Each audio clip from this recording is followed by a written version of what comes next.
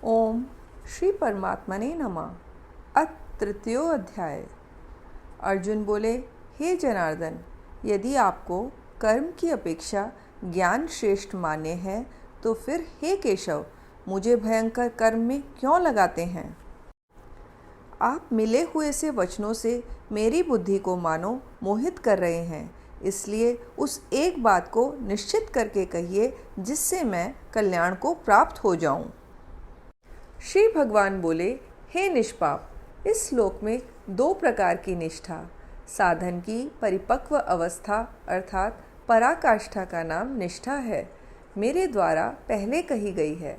उनमें से सांख्य योगियों की निष्ठा तो ज्ञान योग से, माया से उत्पन्न हुए संपूर्ण गुण ही गुणों में बरतते हैं ऐसे समझकर तथा मन, इंद्रिय और शरीर द्वारा होने वाली संपूर्ण क्रियाओं में कर्तापन के अभिमान से रहित होकर सर्वव्यापी सच्चिदानंद घन परमात्मा में एक ही भाव से स्थित रहने का नाम ज्ञान योग है।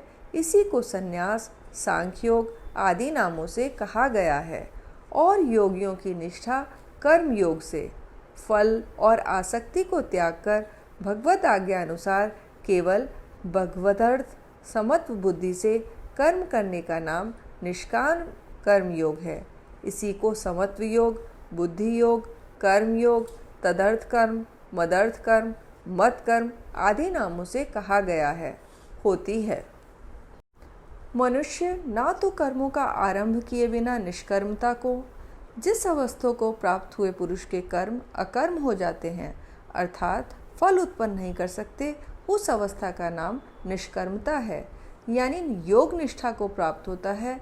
और न कर्मों के केवल त्याग मात्र से सिद्धि यानी सांख्य निष्ठा को ही प्राप्त होता है।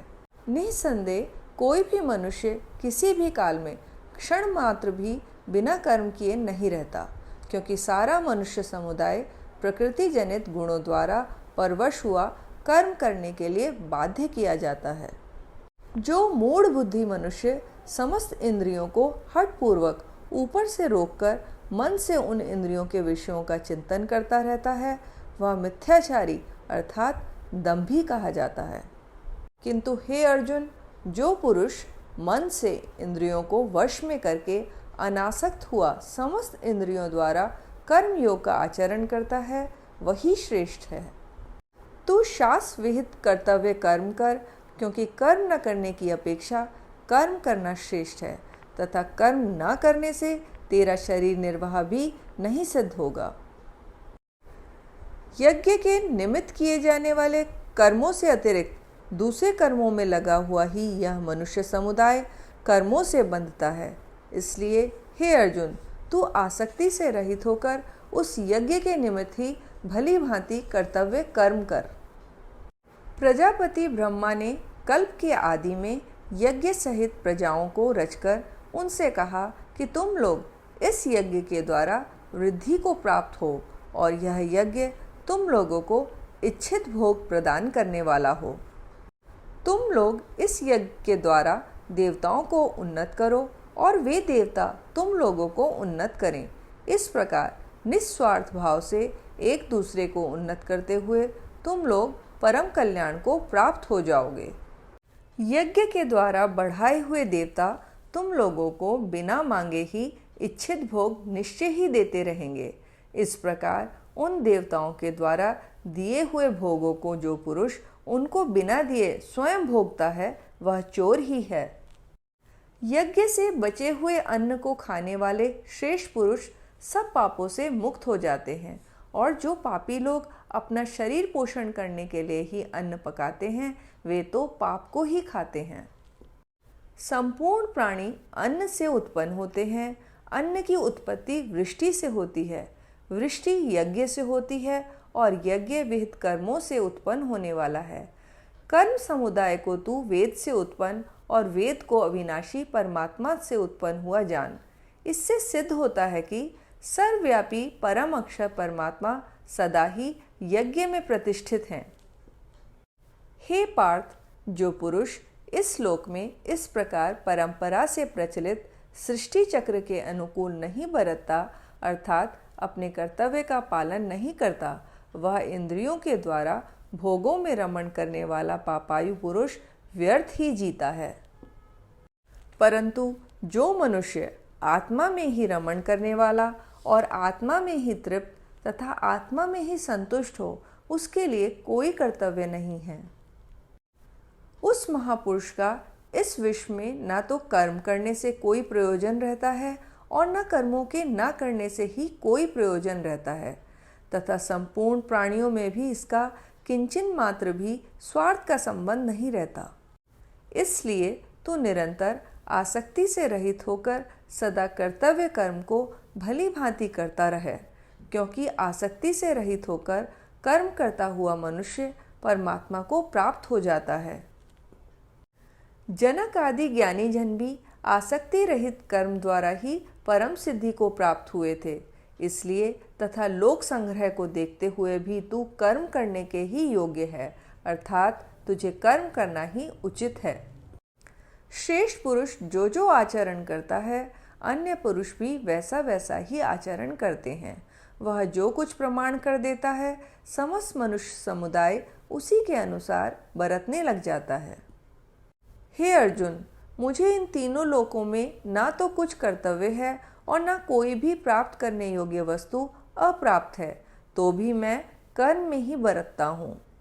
क्योंकि हे पार्थ, यदि कदाचित मैं सावधान होकर कर्मों में न बरतूं तो बड़ी हानि हो जाए, क्योंकि मनुष्य सब प्रकार से मेरे ही मार्ग का अनुसरण करते हैं। इसलिए यदि मैं कर्म ना करूं तो ये सब मनुष्य नष्ट भ्रष्ट हो जाएं और मैं संकर्ता का करने वाला हूँ तथा इस समस्त प्रजा को नष्ट करने वाला बनूं। हे भारत, कर्म में आसक्त हुए अज्ञानी जन जिस प्रकार कर्म करते हैं, आसक्ति रहित विद्वान भी लोक संग्रह करना चाहता हुआ उसी प्रकार कर्म करे। परमात्मा के स्वरूप में अटल स्थित हुए ज्ञानी पुरुष को चाहिए कि वह शास्त्र विहित कर्मों में आसक्ति वाले अज्ञानियों की बुद्धि में भ्रम अर्थात कर्मों में अश्रद्धा उत्पन्न न करे, किंतु स्वयं शास्त्र विहित समस्त कर्म भली भांति करता हुआ उनसे भी वैसे ही करवावे।